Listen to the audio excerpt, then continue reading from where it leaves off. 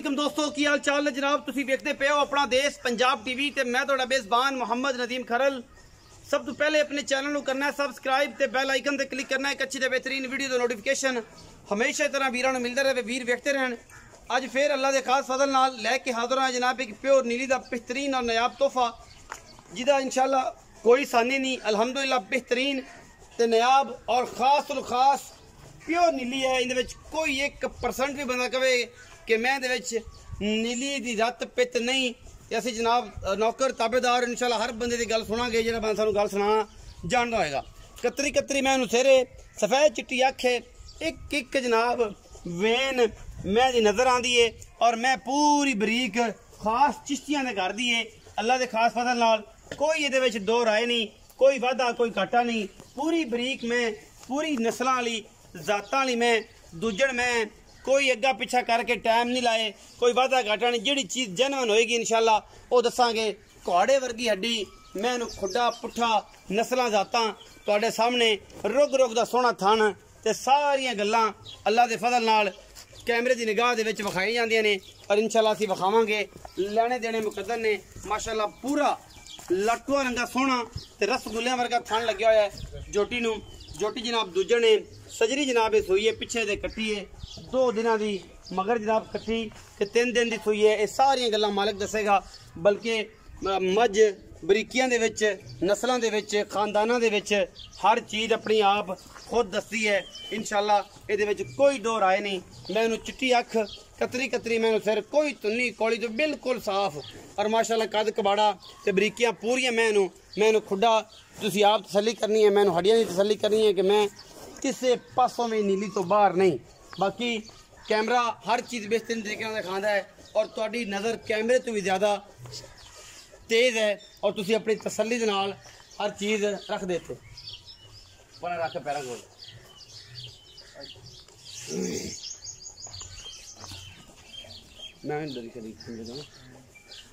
बाकी बरीक है मझ माशाल्लाह पूरी बरीक पूरी खानदाना वाली चिश्तियां दे घर दी मझ है।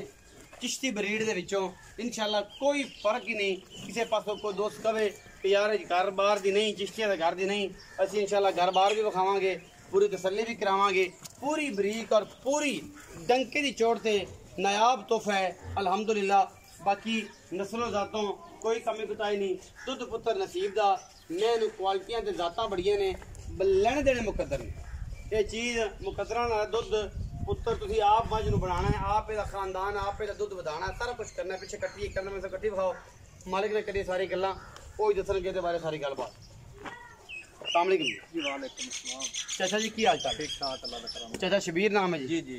सेहत तबीयत दा क्या हाल? अल्लाह दा करम है सारी खैर मेरे। चाचा शबीर मैं विखाइए कितना सुआ है? ये दूसरा सुआ हुन सोई जी। दूसरा सुआ हुन सोई है ते किने दिनां दी सोई? ये आज तीसरा दिन है जी। तीसरा दिन। इस टाइम सारा दुध कितना सुआ? इस टाइम जी इनदे कोल दुध 10 लीटर बच्चन छड़ के ते सारा चाहिए फिर मोर ज्यादा को किलो दो बाद तिन्ना दे सूई मुड़ाले दूध दी केड़ी गल है? दूध दी गल कोई नहीं। तीसरे दिन दी सूई दूध 10-12 किलो निचोड़े ते दूजा जेड़ा दूध बच्चन चगा के 2 टाइम 10 है।